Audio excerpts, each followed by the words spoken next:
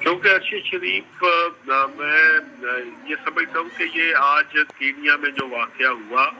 یہ ایک جرنلسٹ کا ایک صحافی کا قتل نہیں ہوا، یہ پاکستان کی صحافت کو قتل کیا گیا ہے، یہ اس پروفیشن پہ وار کیا گیا ہے، یہ ارشد شریف کو نہیں مارا گیا، پاکستان کی صحافت کو مار دیا گیا ہے۔ تو اس لیے ہم بارہا اس طرح کے واقعات پہ احتجاج تو کرتے رہے، لیکن میں یہ سمجھتا ہوں کہ ارشد شریف کا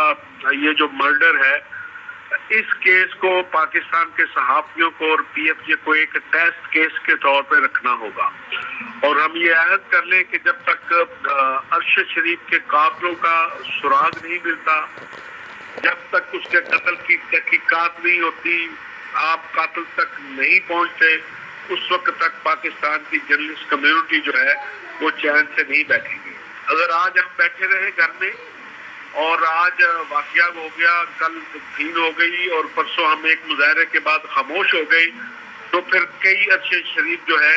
وہ اس طرح کی اندھی گولیوں کا نشانہ بنتے رہیں گے۔ اس لیے میں Pakistan federal union of journalist کی طرف سے ایک تو اے آر وائی فیملی کے ساتھ جو ہے وہ دکھ کا اظہار، ظاہر ہے تمام صحافتی تنظیموں کو یک زبان ہونا چاہیے اور مطالبہ